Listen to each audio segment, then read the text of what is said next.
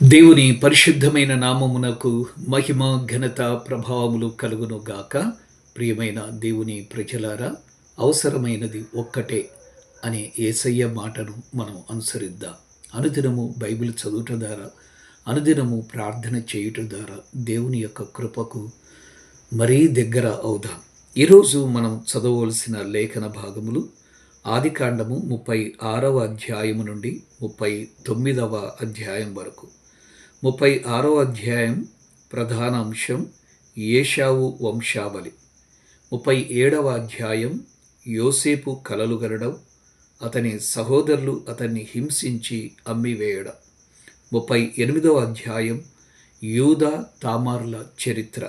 39వ అధ్యాయం ఐగుప్తులో యోసేపు నిందలు, చెరసాల్లో వేయబడ్డాం.